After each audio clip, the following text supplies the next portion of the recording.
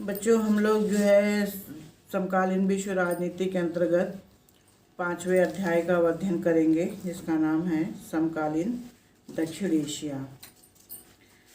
वैसे तो स्कूल में जो बच्चे आ रहे हैं उन्होंने इस चैप्टर का पूरा अध्ययन कर लिया है, बल्कि इसके आगे के चैप्टर का भी अध्ययन किया जा रहा है। लेकिन जो बच्चे स्कूल नहीं पहुंच पा रहे हैं उनके लिए ये चैप्टर फिर से पढ़ाया जा रहा है, और जिन बच्चों ने पढ़ लिया है वो दोबारा भी पढ़ सकते हैं, इसे देख सकते हैं, ताकि उनको अच्छी तरह से इसका रिवीजन हो जाए। सबसे पहले इसके परिचय के बारे में हम अध्ययन करेंगे।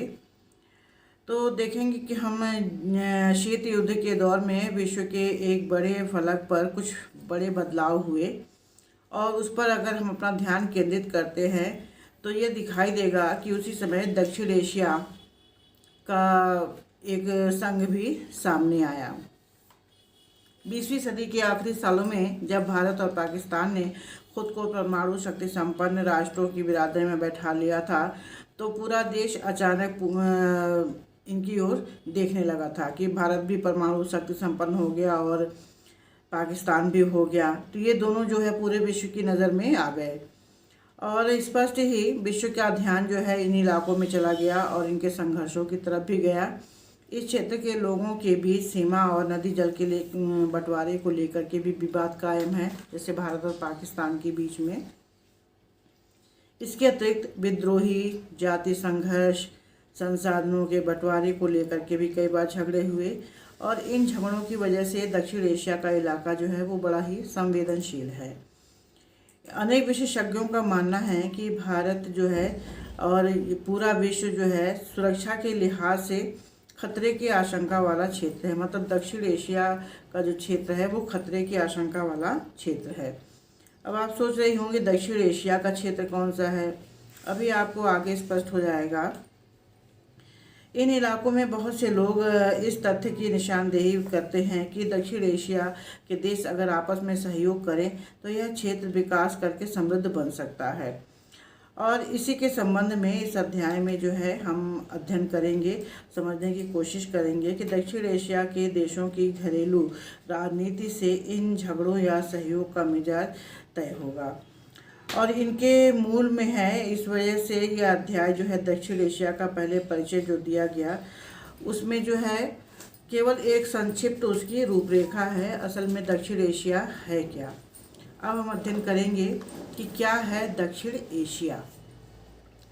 भारत और पाकिस्तान के बीच जैसे क्रिकेट का मैच होता है और तनातनी होती है, लोग इसे बखूबी देखते हैं और बहुत इंटरेस्ट भी लेते हैं। इसी तरह से भारतीय फैंस भी जब दूसरे देशों में पहुंचते हैं तो वहां भी उनका बड़ा आदर सत्कार किया जाता है। तो इसी तरह से दक्षिण एशिया के भी कई मामले हैं, और यह क्षेत्र एक ऐसा क्षेत्र है जहाँ की सद्भाव, शत्रुता, आशा, निराशा, पारस्परिक शंका, विश्वास, ये सब साथ साथ देखने को मिलते हैं। मतलब जहाँ पे आदर सत्कार है वहीं पे शंका भी दिखाई देती है। शुरुआत में हम बुनियादी सवाल करें तो सवाल ये है कि क्या है दक्षिण एशिया, आखिर क्या चीज़ है ये। तो जिस तरह से पहले आपने अध्ययन किया था, यूरोपीय संघ का अध्ययन किया, आसियान का अध्ययन किया, उसी तरह से ये संगठन भी है दक्षिण एशिया का। इसमें 7 देश शामिल हैं: बांग्लादेश, भूटान, भारत, मालदीव, नेपाल, पाकिस्तान, श्रीलंका। इनको मिला करके दक्षिण एशिया बना है। तो दक्षिण एशिया का जो है नाम जब लिया जाता है तो इन 7 देशों के नाम उस समय लिए जाते हैं। उत्तर का विशाल हिमालय पर्वत श्रृंखला, दक्षिण में हिंद महासागर, पश्चिम का अरब सागर, और पूरब में मौजूद बंगाल की खाड़ी। मतलब चारों दिशाएं इसमें आ गए। उत्तर में विशाल हिमालय पर्वत श्रृंखला, दक्षिण में हिंद महासागर, पश्चिम में अरब सागर और पूरब में बंगाल की खाड़ी। इनका एक इलाका विशिष्ट प्राकृतिक क्षेत्र के रूप में नज़र आता है। मतलब इन चारों जगहों पे हम अगर नज़र डालें तो इनकी विशिष्ट प्राकृतिक भौगोलिक दृश्य जो है वो बिल्कुल अद्भुत और अलग दिखाई देती हैं। भौगोलिक विशेषता ही इस उप महाद्वीपीय क्षेत्र के भाषाई, सामाजिक तथा सांस्कृतिक अनूठेपन के लिए जिम्मेदार है। और चर्चा में अक्सर अफगानिस्तान और म्यांमार को भी शामिल किया जाता है। मतलब ये लोग भी दक्षिण एशिया के सदस्य हैं, लेकिन जिस तरह से ऊपर 7 देशों का जिक्र हुआ है उस तरह के नहीं हैं। इसके अलावा चीन भी इसका एक प्रमुख देश है दक्षिण एशिया का। इसका भी नाम नहीं लिया जाता, लेकिन ये भी दक्षिण एशिया में शामिल है। लेकिन चीन को दक्षिण एशिया का अंग नहीं माना जाता है।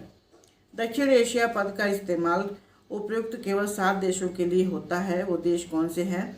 बांग्लादेश, भारत, भूटान, मालदीव, नेपाल, पाकिस्तान और श्रीलंका।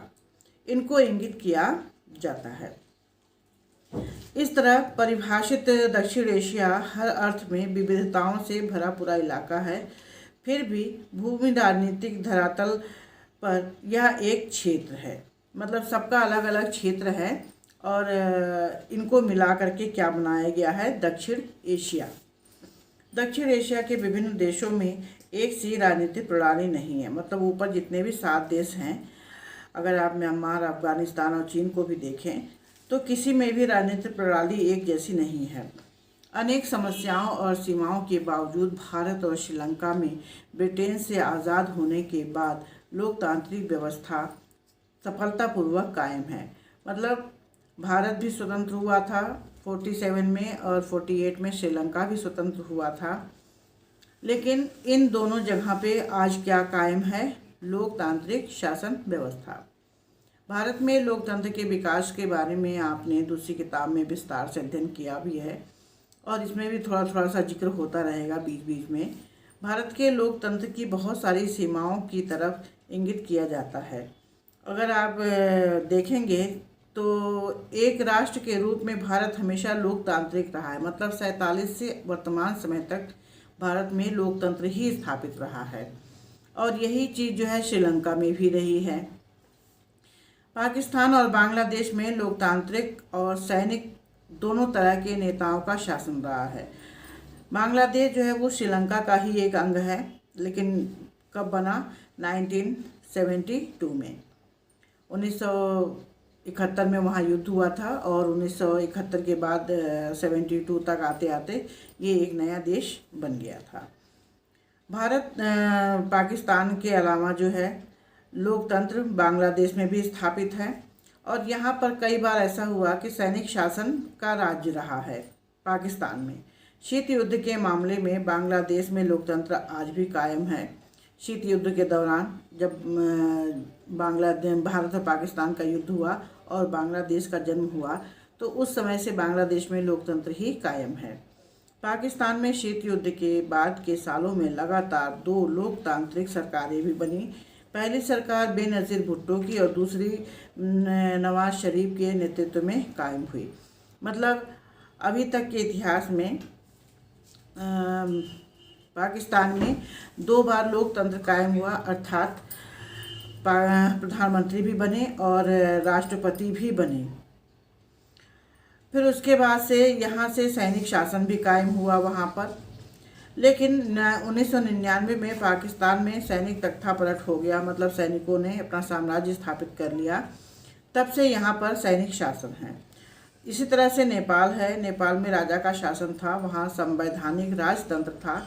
लेकिन 2006 में जो है नेपाल में संवैधानिक राजतंत्र होने के बावजूद भी, वहाँ के राजा के हाथों में सारी सत्ता होने के बावजूद भी, कार्यपालिका की सारी शक्तियाँ होने के बाद भी 2006 में वहाँ के लोगों ने जन विद्रोह किया और यहाँ पे लोकतंत्र की बहाली की गई। राजा की हैसियत जो है अब ना के बराबर है और बांग्लादेश नेपाल के अनुभवों के आधार पर हम ये कह सकते हैं कि दक्षिण एशिया में लोकतंत्र एक स्वीकृत मूल्य बन चुका है। मतलब पूरे विश्व में आज सभी देश ये चाह रहे हैं कि उसके देशों में केवल लोकतंत्र स्थापित हो। दक्षिण एशिया के 2 सबसे छोटे देशों में भी इसी तरह के बदलाव चल रहे थे। भूटान में भी राजतंत्र है, लेकिन यहाँ के राजा ने भूटान में बहुदलीय लोकतंत्र प्रणाली करने की योजना की शुरुआत की है।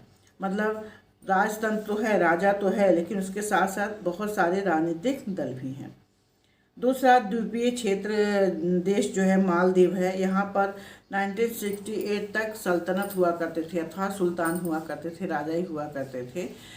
68 में यह एक गणतंत्र देश बना और यहाँ शासन की अध्यक्षात्मक प्रणाली अपनाई गई। तो अध्यक्षात्मक प्रणाली वो होती है जहाँ पर केवल राष्ट्रपति होते हैं, प्रधानमंत्री नहीं होते हैं। 2005 के जून में मालदीव की संसद ने बहुदलीय प्रणाली को अपनाने के पक्ष में एक मतदान किया। मतलब मालदीव में भी इसी तरह की शासन व्यवस्था थी, अध्यक्षात्मक लेकिन वहाँ की संसद ने बहुत सारे राजनीतिक दलों को मान्यता देने के लिए एक मतदान कराया, जिसमें मालदीवियन डेमोक्रेटिक पार्टी MDP का देश के राजनीतिक मामलों में दबदबा रहा और 2005 के चुनावों के बाद मालदीव में लोकतंत्र कायम हो गया। मतलब वहाँ की जनता चाहती थी कि यहाँ पर लोकतंत्र कायम हो, क्योंकि ये इस चुनाव में विपक्षी दलों को कानूनी मान्यता दे दी गई, उसके पहले नहीं थी 2005 से पहले। दक्षिण एशिया में लोकतंत्र का रिकॉर्ड कुछ मिला जुला है। मतलब यहाँ पे जितने भी सदस्य देश हैं इसके सबके आपस में कुछ न कुछ मिलते जुलते हैं। इसके बावजूद दक्षिण एशिया देशों की जनता लोकतंत्र की आकांक्षाओं में सहभागी है। इस क्षेत्र के 5 बड़े देश में हाल में ही एक सर्वेक्षण किया गया और सर्वेक्षण में ये बात जाहिर हुई कि 5 देशों में लोकतंत्र को व्यापक जन समर्थन हासिल है। इसमें आपने देखा होगा कि 5 बड़े देश हैं। कौन से बड़े देश हैं?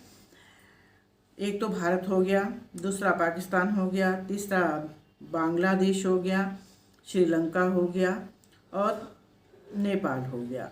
तो इनकी संख्या, भूटान और मालदीव ये क्या हैं, बहुत छोटे हैं। ठीक है, तो इन सभी जगहों पे जब सर्वे किया गया तो सबको यही पता चला कि सभी जगहों पर क्या है, लोकतंत्र है। और लोकतंत्र जो है को आम नागरिक जो है वो अच्छा मानते हैं।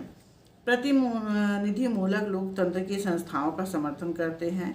मतलब जनता अपने प्रतिनिधि का चुनाव स्वयं करे, इस चीज़ को लोग ज़्यादा वरीयता देते हैं। इन देश के लोगों ने शासन की किसी और प्रणाली की अपेक्षा लोकतंत्र को ज़्यादा वरीयता दी, मतलब ज़्यादा अच्छा माना। और उनका मानना है कि उनके देश के लिए लोकतंत्र ही ठीक रहेगा जहां जनता को खुद से अपना नेता चुनने का अधिकार हो, क्योंकि पहले से ये माना जाता रहा है कि लोकतंत्र सिर्फ विश्व के धनी देशों में फल फूल सकता है। इस लिहाज से देखें तो दक्षिण एशिया के लोकतंत्र के अनुभवों से लोकतंत्र की वैकल्पिक कल्पना का दायरा बढ़ा है। मतलब दक्षिण एशिया में जो भी देश हैं वो बहुत ज़्यादा बड़े और हाई फाई तो नहीं हैं, लेकिन अब हो चुके हैं। भारत भी दूसरे के मुकाबले में उनके बराबर पहुंच चुका है। तो सभी देश, विश्व के सभी देश ये मानते हैं कि ज़रूरी नहीं है कि लोकतंत्र केवल धनी देशों में ही हो, छोटे देशों में भी हो सकता है। और जहाँ पर लोगों को हर तरह का अधिकार होता है वहाँ पर विकास ज़्यादा अच्छी तरह से होता है, ऐसा लोगों ने अनुभव किया। भारत को छोड़कर दक्षिण एशिया के अन्य 4 देशों में लोकतंत्र का अनुभव कैसा रहा है, अब इस बात का हम अध्ययन करेंगे। सबसे पहले हम अध्ययन करेंगे पाकिस्तान के बारे में। पाकिस्तान में सेना और लोकतंत्र।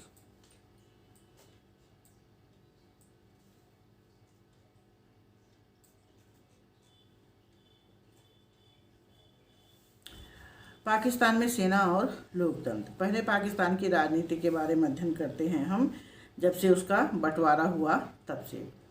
पाकिस्तान में पहले संविधान बनने के बाद देश के शासन की बागडोर जनरल अयूब खान के हाथों में चली गई और जल्दी ही उन्होंने अपना निर्वाचन करा लिया। अर्थात जैसे भारत में आपने देखा कि तुरंत जो है प्रधानमंत्री बनाया गया पंडित जवाहरलाल नेहरू को, उसके बाद राष्ट्रपति बनाया गया डॉक्टर राजेंद्र प्रसाद को। उसी तरह से वहाँ पर किसको बनाया गया, जनरल मतलब राष्ट्रपति ही समझ लीजिए, अयूब खान को। ठीक है, फिर उसके बाद जब चुनाव हुआ तो फिर से अयूब खान क्या बने, वहाँ पे जनरल बने। उनके शासन के खिलाफ जनता का गुस्सा थोड़े दिनों के बाद भड़कने लग गया, क्योंकि वो मनमानी करने लगे और इस तरह से उन्हें अपना पद छोड़ना पड़ा। इससे एक बार फिर से सैनिक शासन का रास्ता साफ हो गया और जनरल याहिया खान ने शासन की बागडोर संभाल ली। मतलब सैनिक शासन की बागडोर किसने संभाली, अगला कौन था वहाँ पे, जनरल याहिया खान। ठीक है, याहिया खान के सैनिक शासन के दौरान पाकिस्तान को बांग्लादेश संकट का सामना करना पड़ा, जिस समय वहाँ पे जनरल थे याहिया खान, उसी समय भारत और पाकिस्तान का युद्ध हो गया और उसके बदले में क्या हुआ, पाकिस्तान का एक हिस्सा अथवा पूर्वी पाकिस्तान काट के बांग्लादेश बनाया गया। 1971 में भारत के साथ पाकिस्तान का युद्ध हुआ और युद्ध के परिणाम स्वरूप पूर्वी पाकिस्तान टूटकर एक स्वतंत्र देश बना और उसका नाम बांग्लादेश रखा गया। इसके बाद पाकिस्तान में जुल्फिकार अली भुट्टो के नेतृत्व में एक निर्वाचित सरकार बनी। मतलब पहली बार जो है फिर से वहाँ पे चुनाव कराया गया और वहाँ पे कौन बना, किसकी सरकार बनाई गई, जुल्फिकार अली भुट्टो की। 1971 से 1977 तक वहाँ पर लोकतंत्र कायम था। 77 में जनरल जियाउल हक, मतलब उस समय तीसरे जनरल जो आए वो कौन थे, जनरल जियाउल हक। पहले कौन थे, जनरल अयूब खान, दूसरे कौन थे, जनरल याहिया खान, और तीसरे कौन आए थे उस समय, जनरल जियाउल हक। तो इन्होंने क्या किया कि वहाँ की प्रधानमंत्री की सरकार गिरा दी और खुद ही सारा सब कुछ अपने हाथ में ले लिया। 1982 के बाद जनरल जियाउल हक को लोकतंत्र समर्थक आंदोलन झेलना पड़ा। इससे फिर क्या होने लग गया कि वहाँ के जनता पाकिस्तान की भड़कने लग गई। उसका कहना था कि लोकतंत्र को ही स्थापित किया जाए। फिर उसके बाद से 1982 के बाद से 88 में फिर से वहाँ पे लोकतांत्रिक सरकार बनाई गई और उस समय महिला प्रधानमंत्री श्रीमती बेनज़ीर भुट्टो को प्रधानमंत्री बनाया गया। वो चुनाव जीती। पाकिस्तान में इसके बाद की राजनीति बेनज़ीर भुट्टो और पाकिस्तान पीपल्स पार्टी और मुस्लिम लीग के आपसी होड़ के इर्द गिर्द घूमती रही। अर्थात जो बेनज़ीर भुट्टो थी वो किस पार्टी की थी, पीपल्स पार्टी की। और दूसरी जो बड़ी पार्टी थी वो कौन थी, मुस्लिम लीग। तो मुस्लिम लीग तो भारत पाकिस्तान विभाजन से पहले भी भारत में थी। निर्वाचित लोकतंत्र की यह अवस्था 1999 तक कायम रही। 1999 तक वहाँ पर जो है प्रधानमंत्री और राष्ट्रपति दोनों रहे। 99 में एक बार फिर सेना ने दखलंदाजी शुरू कर दिया। उस समय परवेज मुशर्रफ ने पाकिस्तानी प्रधानमंत्री नवाज शरीफ को हटा दिया। उसके बाद से 99 का समय आया तो 99 में देखा गया कि वहाँ पर जो जनरल थे वो थे परवेज मुशर्रफ और जो प्रधानमंत्री थे वो थे नवाज शरीफ। ठीक है, लेकिन जनरल परवेज मुशर्रफ को नवाज शरीफ बिल्कुल अच्छे नहीं लगते थे, इसलिए उन्होंने क्या किया, सेना की मदद से उनको पद से हटवा दिया। 2001 में परवेज मुशर्रफ ने अपना चुनाव कराया और ख़ुद क्या बन बैठे, राष्ट्रपति बन बैठे। मतलब जनरल से राष्ट्रपति बन गए। पाकिस्तान पर सेना की हुकूमत चलने लग गई उसके बाद से। हालांकि सैनिक शासकों ने अपने शासन को लोकतांत्रिक जताने के लिए फिर से चुनाव भी कराए। 2008 से पाकिस्तान में लोकतांत्रिक तरीके से चुनाव हुए नेता शासन कर रहे हैं और पाकिस्तान में लोकतंत्र के स्थायी न बन पाने के कई कारण हैं। मतलब पाकिस्तान की जनता तो चाहती है कि और देशों की तरह जो है यहाँ पर क्या हो, लोकतंत्र स्थापित हो, लेकिन कुछ ऐसे लोग हैं जो ये नहीं चाहते हैं कि यहाँ पे लोकतंत्र स्थापित हो अथवा जनता को अपना नेता चुनने का अधिकार हो। वो कौन से लोग हैं, जैसे पहले तो सेना ही हो गई, दूसरा है वहाँ के धर्मगुरु, मतलब धर्म को मानने वाले लोग, तीसरा है भूस्वामी जो गैंग चलाते हैं लोग, इस तरह के हैं, और कुछ सामाजिक दबदबे वाले भी लोग हैं जैसे सोशल सामाजिक कार्यकर्ता कहते हैं। तो इसकी वजह से जो है कई बार निर्वाचित सरकारों को गिराकर सैनिक शासन कायम हुआ, क्योंकि ये लोग नहीं चाहते हैं कि वहाँ पे लोकतंत्र स्थापित हो। पाकिस्तान की भारत के साथ तनातनी भी रहती है।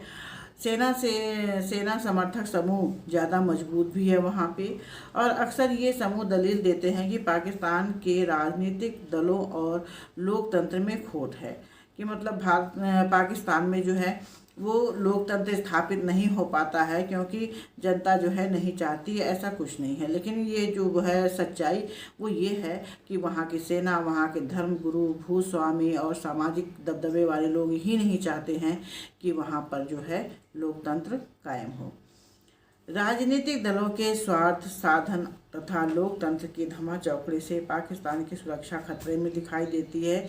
इस तरह से ये ताकतें सैनिक शासन को जायज़ ठहराती हैं। लोकतंत्र तो खैर पाकिस्तान के लिए पूरी तरह सफल नहीं हो पाया, मतलब 2-3 बार सफल हो पाया। एक बार बेनज़ीर भुट्टो के समय में और दूसरी बार नवाज शरीफ के समय में। उसके बाद जितनी बार भी वहाँ सरकारें बनी उतनी बार वहाँ पे गिरा दी गई। इसी तरह से जो है पाकिस्तान में लोकतांत्रिक शासन चले, इसके लिए कोई ख़ास राष्ट्रीय अंतर्राष्ट्रीय समर्थन उसे नहीं मिलता था। इस वजह से सेना को अपना प्रभुत्व कायम करने में बढ़ावा मिल गया। मतलब जब कोई इंटरेस्ट नहीं दिखाएगा अंतर्राष्ट्रीय स्तर पे कि लोकतंत्र कायम हो या लोकतंत्र बना रहे, तो जाहिर सी बात है सेना अपना प्रभुत्व दिखाना शुरू कर देगी। अमेरिका तथा अन्य पश्चिमी देशों ने अपने अपने स्वार्थ से गुजरे वक्त में पाकिस्तान में सैन्य शासन का दबदबा बढ़ाया था। मतलब जब जब स्वार्थ अमेरिका का दिखा तब तब जो है वहाँ पर सैनिक शासन दिखाई दिया।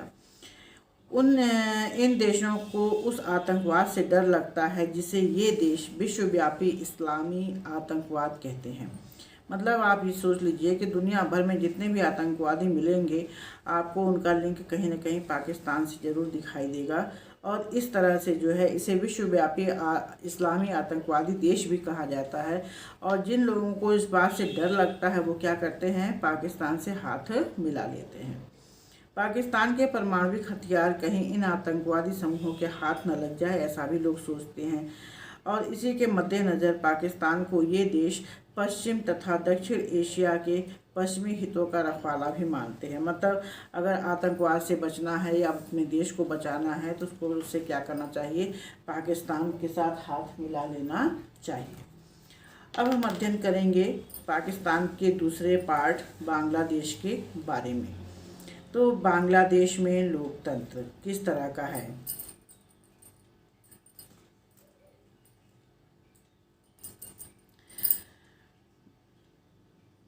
बांग्लादेश में लोकतंत्र किस तरह का है।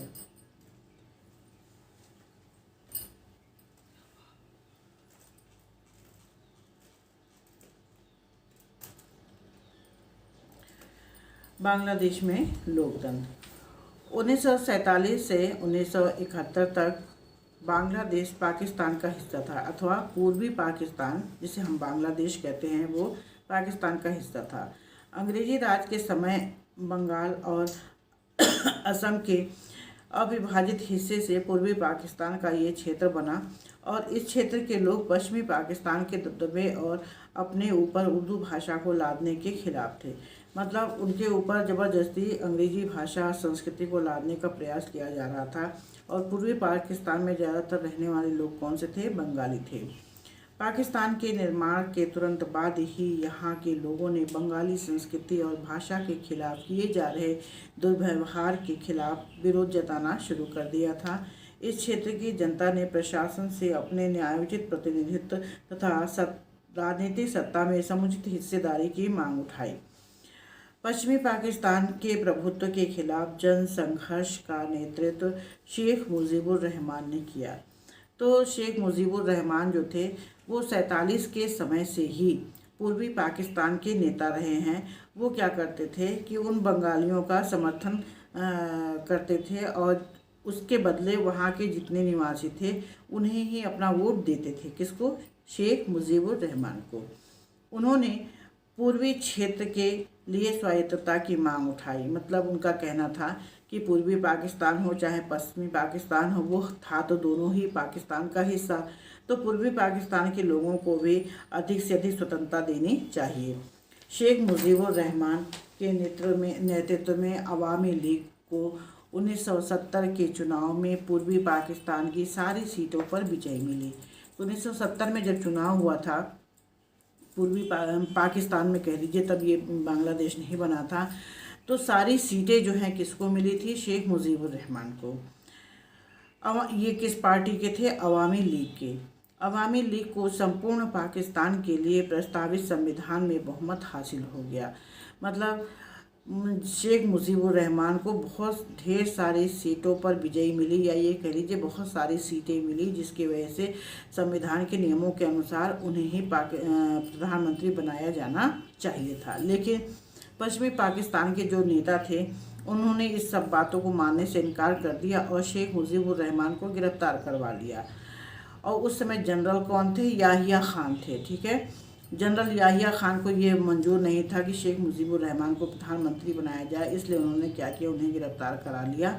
और उसके बाद सैनिक शासन ने क्या किया कि पाकिस्तानी सेना ने बंगाली जनता के आंदोलन को कुचलने की कोशिश कर दी। जैसे शेख मुजीबुर रहमान को उन्होंने गिरफ्तार किया, वैसे ही पूर्वी पाकिस्तान की जनता भड़क उठी और आंदोलन करने लगी।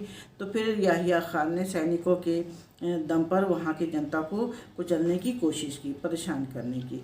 हज़ारों लोग पूर्वी पाकिस्तान के हाथों मारे गए। इस वजह से पूर्वी पाकिस्तान से बड़ी संख्या में लोग भारत को पलायन हुए थे। उस समय जो है 80 लाख शरणार्थी पूर्वी पाकिस्तान से भारत भाग भाग करके आए थे। भारत के सामने एक बहुत बड़ी समस्या खड़ी हो गई उस समय कि भारत की सरकार ने पूर्वी पाकिस्तान के लोगों की आज़ादी की मांग का समर्थन किया था कि जिस तरह से पश्चिमी पाकिस्तान में लोग स्वतंत्र रह रहे हैं, उसी तरह से पूर्वी पाकिस्तान में भी लोग रहें स्वतंत्र रूप से। लेकिन ऐसा नहीं हुआ। तो जब वहाँ से भारत लोग भाग भाग करके आते रहे सीमा के पार, तो भारत सरकार ने उन्हें जो है सैनिक सहायता भी दी, वित्तीय सहायता भी दी, उनके खाने पीने की चीज़ों को भी उपलब्ध कराया। तो इसके बदले पाकिस्तान ने ये आरोप लगाया भारत के ऊपर कि भारत जो है हमारे यहाँ के लोगों को अपने यहाँ बुला रहा है और उनको शरण दे रहा है। उसके बदले में फिर क्या हुआ, 1971 में भारत और पाकिस्तान के बीच में युद्ध छिड़ गया। युद्ध की समाप्ति पूर्वी पाकिस्तान में पाकिस्तानी सेना के आत्मसमर्पण तथा एक स्वतंत्र राष्ट्र बांग्लादेश के रूप में हुआ। तो पूर्वी पाकिस्तान के लोगों ने उसके बाद क्या किया कि जब बहुत ज़्यादा अति हो गया तो उन्होंने भारत सरकार से मदद मांगी। और भारत सरकार ने भी ये देखा कि पाकिस्तान से लगातार लोग भाग के भारत आ रहे हैं और भारत उनके ऊपर पाकिस्तान उनके ऊपर आरोप लगा रहा है। तो बदले में 1971 में युद्ध ही छिड़ गया। जब युद्ध पूरी तरह से छिड़ गया तो भारत सरकार ने भी जो है उस युद्ध का सामना किया और पूर्वी पाकिस्तान को पूरा क्या किया, स्वतंत्र कराया। और जब पूर्वी पाकिस्तान पूरा स्वतंत्र हो गया पाकिस्तानी सैनिकों के हाथों, तो उन्होंने एक नया देश बनवाया जिसका नाम रखा गया बांग्लादेश। बांग्लादेश ने अपना संविधान फिर से बनाया और उसमें अपने को एक धर्मनिरपेक्ष, लोकतांत्रिक और समाजवादी देश घोषित किया भारत की तर्ज पे। 1975 में शेख मुजीबुर रहमान ने संविधान में संशोधन कराया और संसदीय शासन प्रणाली की जगह अध्यक्षात्मक शासन प्रणाली को मान्यता दे दी। मतलब शेख मुजीबुर रहमान जो है अब वहाँ पे क्या बने, पहले प्रधानमंत्री। ठीक है, तो शेख मुजीबुर रहमान ने भी सोचा कि वो भी उसी तर्ज पे काम करेंगे जिस तर्ज पे बांग्लादेश के लोग कर रहे थे। मतलब उनको भी ये चस्का लग गया कि सैनिकों का साम्राज्य ही होना चाहिए, बाकी कोई और पार्टी और कोई दल नहीं होना चाहिए। तो उन्होंने क्या किया, संसदीय शासन प्रणाली जो होती है उसमें प्रधानमंत्री भी होता है और राष्ट्रपति भी होता है, तो उसको समाप्त करके केवल अध्यक्षात्मक शासन प्रणाली को मान्यता दे दी। अध्यक्षात्मक शासन प्रणाली में केवल कौन होगा, राष्ट्रपति होगा, प्रधानमंत्री नहीं होगा। संसदीय में दोनों होंगे और अध्यक्षात्मक में केवल राष्ट्रपति होंगे। शेख मुजीबुर रहमान ने अपनी पार्टी अवामी लीग को छोड़कर अन्य सभी पार्टियों को की मान्यता जो है वो समाप्त कर दी। मतलब उनको लगा कि केवल अवामी लीग ही होनी चाहिए और कोई भी नहीं होनी चाहिए।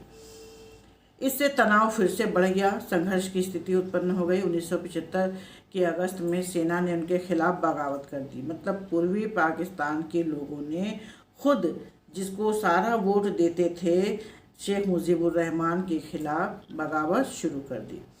और ये देखा गया कि नए सैनिक शासक जियाउर रहमान ने अपनी बांग्लादेश में नेशनल पार्टी बनाई।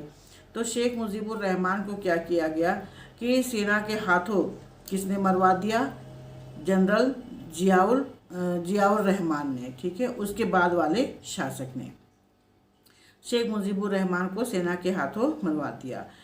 नए सैनिक शासक जियाउर रहमान ने अपनी बांग्लादेश नेशनल पार्टी बनाई और 1970 तो जब लेफ्टिनेंट इरशाद ने जनरल ज़ियाउर रहमान की हत्या करा दी तो जल्दी ही जनता समर्थन जो है उसके खिलाफ हो गई और जनता ये जान गई कि सब एक के बाद एक हत्या जो हो रही है वो सब केवल शासक बनने के लिए हो रही है।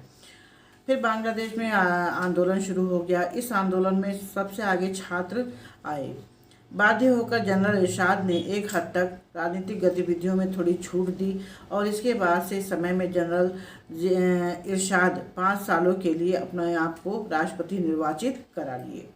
जनता ने व्यापक विरोध के आगे झुकते हुए जनरल इरशाद ने राष्ट्रपति का पद 1990 में छोड़ना पड़ा, क्योंकि जनता चाह रही थी कि केवल राष्ट्रपति ही नहीं बल्कि साथ में प्रधानमंत्री भी होना चाहिए। उसके बाद से 1991 में फिर से चुनाव हुए। इसके बाद से बांग्लादेश में बहुदलीय चुनावों पर आधारित प्रतिनिधिमूलक लोकतंत्र कायम है, अर्थात 1991 के बाद से आज तक बांग्लादेश में लोकतंत्र कायम है। अब इसके बाद आता है नेपाल में राजतंत्र और लोकतंत्र।